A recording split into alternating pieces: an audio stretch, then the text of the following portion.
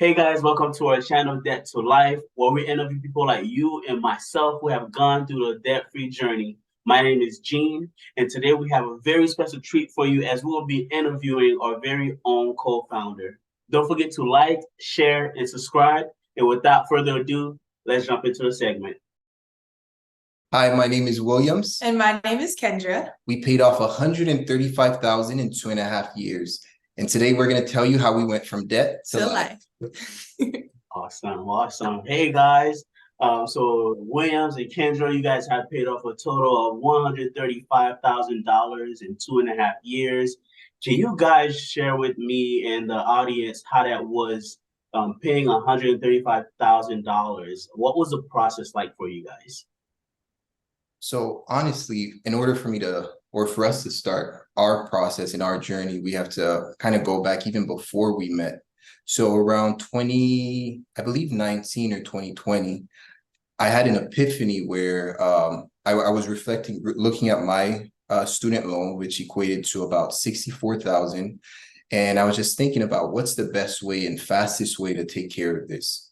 And one of the things it dawned on me, the Lord revealed to me, was that I could evaluate how much I have in debt and just merge my debt with my parents, and we all tackled it together. So one of the things I call that instead of the snowball effect, I call that the avalanche effect. So we started tackling my dad's debt of about $8,000 together, and we finished that in about 2 months. Then we tackled my mom's car debt of $16,000. We finished that in about, I would say, about 3, 4, 5 months, after which we started tackling my $64,000 of student loan. And by the time I met Kendra and we were getting married, at which point we had gotten my $64,000 to about $30,000. Mm-hmm. So when Ken and I met, Ken had about $40 to $42,000 in student loan. I had about 30, which came out to about 72. And we started tackling the debt together. Yeah. Oh man, that's so nice. So you guys went $72,000 around there, just freshly married, and that's the mountain that you guys had to climb together. What was the biggest debt that you guys had, like amongst the total of debt? What was the one single biggest debt out of that total? Out of that total, I would say it was the 42,000. Yeah, it was the loans. Yeah, Wow. student loans. In student loans? Student loans, oh, yeah. Man, that is crazy. What it's not mine, it's our student loans. You know, you have You're so right. You definitely had to change my mindset on that one. Yeah. You know, the Lord said we the two shall become one. Okay, exactly. Amen. Okay, so our debt. Our debt, yes. Okay, so you guys paid off that debt. Now, the process to paying off that debt, was it Williams saying, hey, let's pay off this debt? Or was it Kendra saying, hey, let's pay off this debt? What was the process? What was the conversation between the two of you with that? Okay, so the process was very different from what I had even imagined, because honestly, I wasn't ready to talk about finances, especially, fresh dating in a relationship. That wasn't something that I had planned on talking about, but we decided to go to marriage counseling. And through marriage counseling, one of the segments is discussing finances. And that was very uncomfortable. I mean, I will say for myself, because it seemed like I was exposing my life and my money, how much I make. And I've never really actually said that outwardly, so it was very interesting because we had to write down exactly what we spend, how we spend it, how much we make, and what savings we have, if we have a savings at all. And so for me, I think it kind of all spiraled when it started with the finances, just like talking about how much we save. And I think that's where it really begun. I guess you could take over just the rest on how we had that conversation. Absolutely. So with me, I've always, given that I had some leeway, I had started that process before I met Ken. I was actually excited when we got to that segment in the marriage counseling. And going over that information with Ken. She was uncomfortable, but I was able to kind of appease in the process and make her a little bit more comfortable. And we talked about the plans for the future. And one of the things that she struggled with was understanding that when two becomes one, that includes the debt. And I kept stressing it's no longer both of our debt individually, it's our debt together. So after which we, once we got married, we got on a budget, strict budget, and we started running. Oh man, it's funny that you say that. I had the same conversation with my wife, trying to convince her, hey, like I understand that you have X amount of debt and it's X amount more than mine that I brought in, but since we said I do, it's not my debt, it's not your debt, it's our debt. So don't worry about it. We're gonna tackle this thing together. So you guys said $72,000 of which was student loans. What was the rest of that encompassed the 135? So the 135 was about 8,000 from my father. As I mentioned, we combined everything together and tackled at the same time. About 16,000 for my mom's car, 64 for my student loan, and then 42 on Ken's student loan, and I believe like 5,000 or 7,000 on your car. Yeah, my car as well. Yeah. Okay. Oh man, that is so awesome. So 2.5 years, you guys are just like head down, just strong at this thing. We have a goal, we have a future that we're trying to make brighter. Because like a lot of people in America they don't really think too much about the future. It's about I'm living here and now I'm gonna do my payments. As long as I can make my payments, I'm fine. As long as I can make my payments, I'm fine. And it's a constant cycle. Now that you guys are completely out of that cycle of payments, how does life feel right now?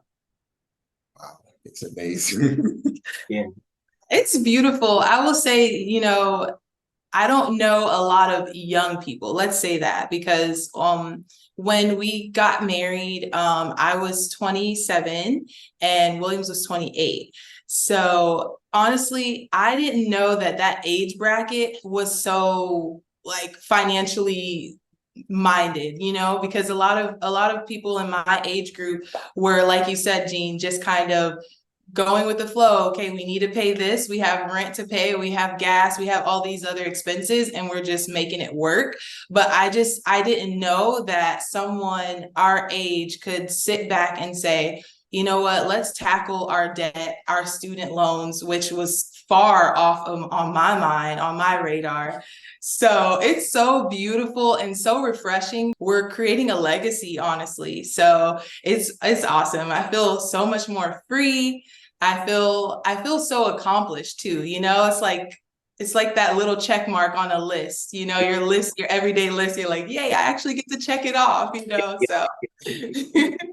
And speaking of lists, I'm a project manager by trade. So I'm all about lists. I'm all about to-dos. And initially getting out of debt, I had to check that mark off, but I didn't have a second follow-up goal to that. So it was a mindset shift, kind of, okay, what's next? I was hungry to figure out what was next. Why are we not paying somebody all this money to get out of debt? But now it's become more palatable and I'm much more comfortable. We're starting to plan for the future as far as retirement, as far as we have a 2-month-old son now, so we're preparing for his schooling. Yeah. So it's amazing to be able to just have that ease of mind right now. Oh man, that is so beautiful. Like the very fact that you guys are coming together and now you have a beautiful baby that you guys are preparing the future for. Sadly, neither of you had that set up for your own selves, but now you guys have the opportunity to do that for your children, and then for your children's children. I don't want to get too spiritual here, but for your children's children, Come on. it is now. So that is such a huge blessing for you guys and your family legacy from this point moving forward. And I'm gonna jump into that a little bit later. But tell me, what steps did you guys take, or what sacrifices did you guys make to get to this point of being debt free? We had to do a lot of uncomfortable things. So the formula of getting out of debt is super simple. Well, I watched the video and they said it's children's math. So basically you reduce what you put out and then either increase your what you bring in, or maintain what you bring in, but reduce significantly what you put out. So a lot of sacrifices we had to make, such as just discomfort. So I ended up changing jobs in order for me to increase that income. We had to say no to a lot of things, traveling. We said no to food, Chipotle. She loves Chipotle. So we had to basically put a muzzle in our mouth in order to just make sure that we reach that goal. And Ken can actually, she's the spender, so she could share a lot more about what we said no to. Yeah, so I think for me, it was a mental shift because I was still stuck in single girl, no worries, spend as I need. I had a little savings, but at the end of the day, if I needed to dip into it, I did. That's just the mindset that I had, right? Because I didn't have any other responsibilities. And honestly, I think as a single woman, it was somewhat okay for me. But now that, we've gotten married and we have a child, it's like that mindset shift really had to change for me, where I had to say, okay, Kendra, it's no longer about you. Now it's about your family. And so putting family first really it was hard for me. I'll just say that. It was very hard. So yeah, one of the things that I loved is going out to eat. I think most of my money, if I could go back to my single life and my spending back then, it was definitely on food. I spend it on Chipotle almost every day if I could.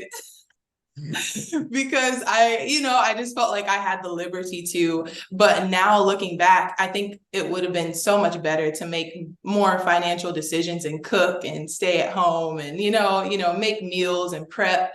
So I would say that was the struggle. Definitely not being able to eat out. We cut a lot of that out, and I was having to plan meals every day, and that was like not something I was used to. So yeah. And even adding on to that with the planning of the meals, though those were some things we had to say no to, as far as going out with coworkers or getting food out for work. But we would actually celebrate those wins. Hey, do you realize that we haven't eaten out in a month? That's so exciting. Verbal celebrations, but those were small wins that we were able to celebrate together and just acknowledge and just encourage each other. Nice. Oh man, that's so nice. So were there any surprising challenges that arise in your journey to becoming debt free? That's a good question. Yeah, I would say probably having a child. It wasn't a surprise in the sense of we weren't prepared. We planned for everything, but what happened was we ended up I had a projection on when we would be done. So by having a child, we kind of intentionally pushed it out a little bit more, just so that we can set aside enough money to welcome him into the world. So that shifted a little bit. And then also, as you know, Biden's student loan, the forgiveness plan told the world that they would wipe out the student loans. And at first we were hopeful, and then after which we decided to just continue paying it off, and then just take matters into our own hands.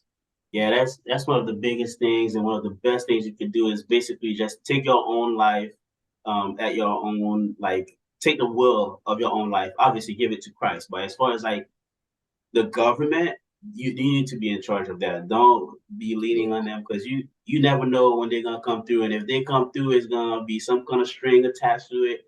It's like a carrot right in front of you, or you will never get to the carrot.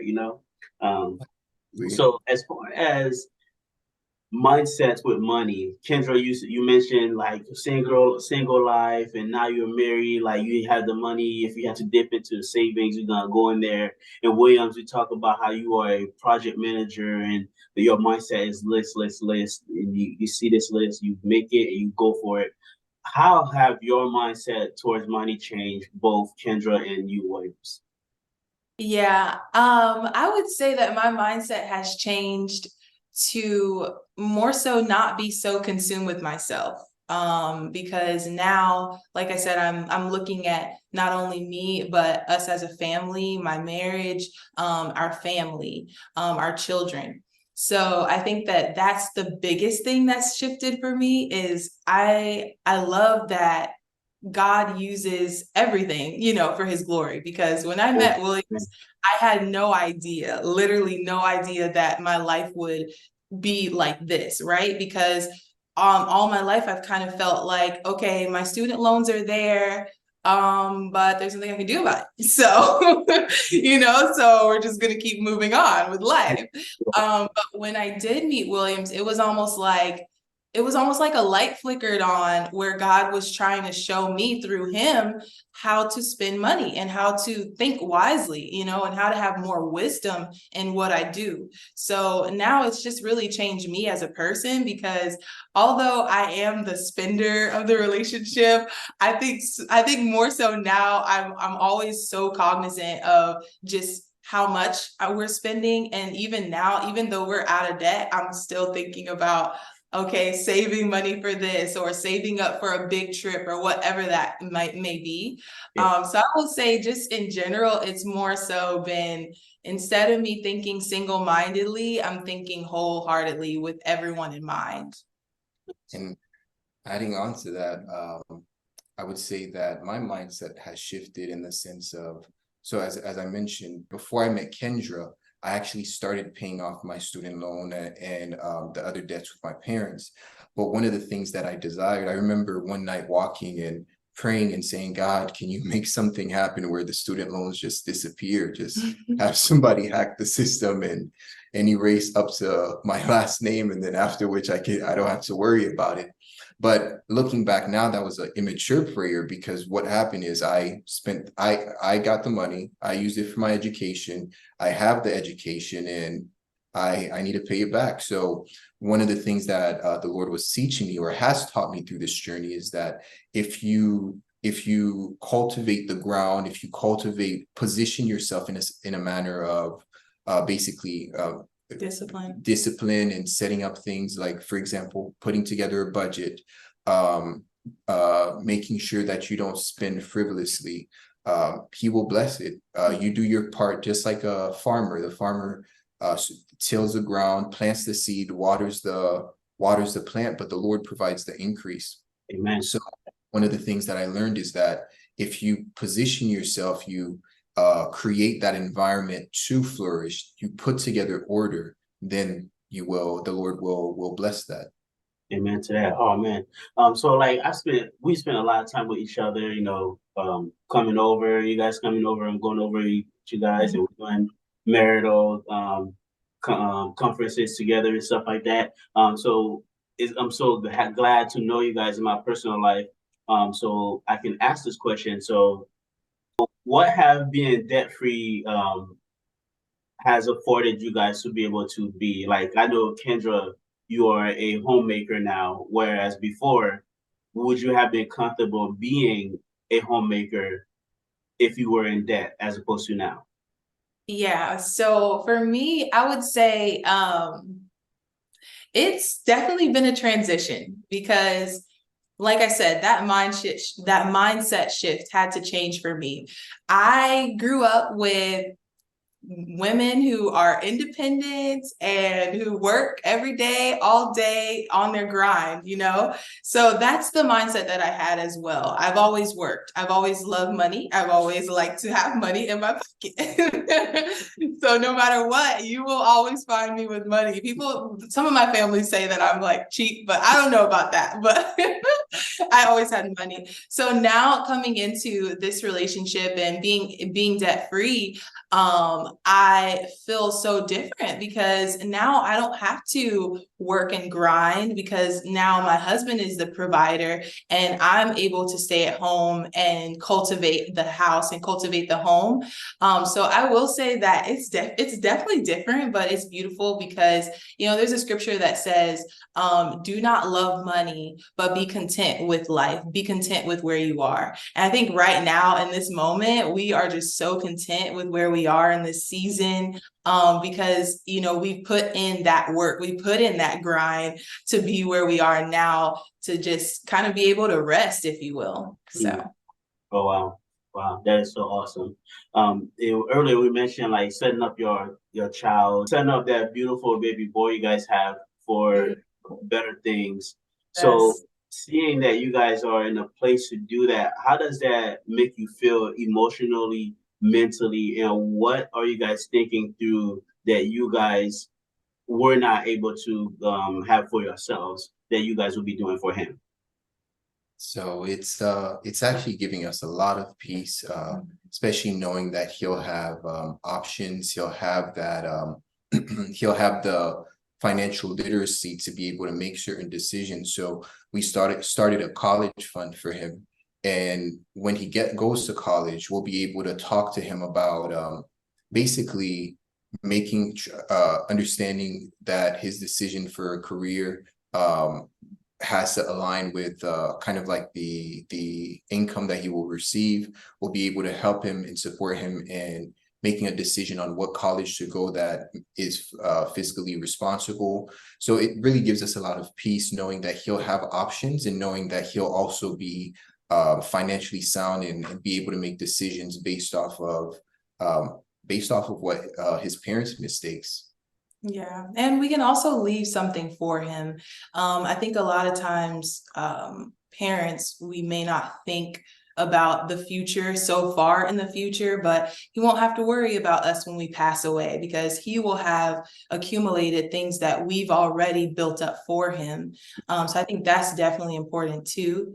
Man, it's so awesome that you say that, like leaving something for him. One of my biggest aspirations in life is not the biggest, but it's one of the biggest, is for when me and my wife, when we are at that age where we either have to retire or want to retire, that our kids won't have to worry about, oh man, now we have to take care of mom and dad, like Mhm. because they didn't do what they needed to do, and now you guys have already taken the first step, a big step to making sure that your baby boy or any other siblings that he has that comes after him, they don't have to worry about taking care of you guys when you guys decide to retire or have to retire, because you guys are taking the proper steps to get to where you need to be, so that way your kids won't have to carry the burden of carrying their own family, their own children, and now the parents. So you guys are alleviating not just them, but you guys yourselves and your grandkids, Yeah.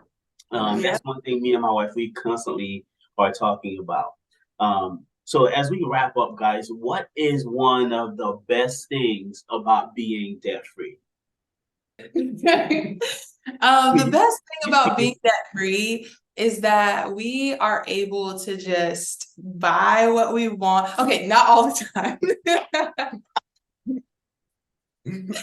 Okay, not all the time, but I will say that, we don't have to think about the weight of owing somebody else, right? So now if we do decide to go out, which we have multiple times, we can just spend and enjoy ourselves. I think that sometimes, like when you have so much on your plate and you have so much on your mind, you're really not able to enjoy life. Like it's hard because you're thinking about tomorrow. But now tomorrow's practically taken care of. So it's like we just live life freely. And obviously that doesn't mean spend and, not have anything left over, but really just enjoying those little moments of celebration or being able to also be able to give to other people too, because there's baby showers and weddings that we've been invited to now, and now it's like oh, okay, we can get a gift card or we can get a big gift for them, and not feel like, oh, we need to preserve this for ourselves. So yeah, that's the beauty of it. Yeah, and adding on to that, I would add that I mean, we're one of the disciplines that we learned through this journey is maintaining a budget and all of that. So we do have the liberty of making more free decisions as it relates to what we want to buy, but still within a budget, month to month. And one of the things that I would say that right now I'm able to live in the moment. I mean, Ken knows, I think but even before we got married, I had financial projections of the whole year, 2 years, 3 years. Had financial projections of income, taxes, how much is going to come in, how much we're going to spend, what are some variables that can be put into the mix, and got our whole life planned out. Now I'm able to live in the moment and just enjoy. I enjoy being able to go out to eat, enjoy being able to get things for the house, enjoy seeing Ken's purchase things, because I mean, as a husband, you want to please your wife. So, and you don't being on the journey, we had to kind of be very mindful of like, do we need that right now? Correct. Right. Man, it's so funny that you say that, man. I'll be on the bed and it's bedtime and I'm crunching numbers. I'm like, baby, if we did this much and this much, we'll be out of debt in this much months. And like, it would cut this many months off. And she's just like, oh my gosh, can we please just go to sleep? I'm like, babe, look at this one. So I completely get it. Oh man. All right, guys. So what are some practical steps that you guys could give to any of the audience members who is inspiring to becoming debt-free or even wondering if they can even can be debt-free? So depending on the audience, whether you're single or whether you're married, if you're single, one of the best advice I've ever received from a friend of mine was the best gift you can give to your wife is being debt-free or being close to debt-free. So if you're single, I would say evaluate your financial situation, take account of your income, take account of your expenses, and identify what can be cut out. Evaluate if you are making, if your pay is equitable to the industry that you're working in. If you're married, I would say start having those discussions, communicate with your wife or husband, and it's definitely a couple building exercise. So communicate with them, evaluate how much both of you bring in together, evaluate, similarly to the single folks, evaluate what your expenses are, what can be cut out, start putting a plan together in order to start going through that process of becoming debt-free. Yeah, and just to add to that, I would say, look at the end goal. Because I'm like a big picture type of person. I need to see what's going to be on the other side. So I would say, I really love the planning and making that budget. Actually, I didn't really love it, but for the sake of this, I did appreciate it. Let me say that I appreciated the budget line and making sure that everything was put into a plan, but also I needed to see the end goal. Okay, after we do this, what is going to be the result of it? So for me, I had to make a shift in my mind again to say, okay, this is not just for tomorrow, but this is for the future. So that really helped me a lot, because now I'm not thinking about just spending frivolously, because now I want to see our goal come to pass. I want to see us successful. So I would say that's the first thing, like find your goal, find what you desire to do, and then aim for it, shoot for it. And then secondly, I would say choose what's a want and what's a need. Because a lot of times you will want something, but it's not necessarily a necessity. And for me, I really enjoy decorating. I love just getting new things for the home. And when we were debt-free, or before we were debt-free, it was like, everything was cut out. I couldn't really spend, for holidays. I wanted to decorate and, go all out, but I had to realize that was just a want. So just kind of initiating what's a want from a need will really help kind of shave off a lot of that spending. Man, thank you guys so much. Just like Kendra Williams have said, just knowing what your needs are and what your wants are, needs are things that you can't go without. Wants are things that is what it is. It's a want. You can go without it. Guys, if you found this helpful in any way, shape, or form, please share, like, and subscribe. Leave a comment. Thank you for joining us on Debt to Life. We hope to see you again.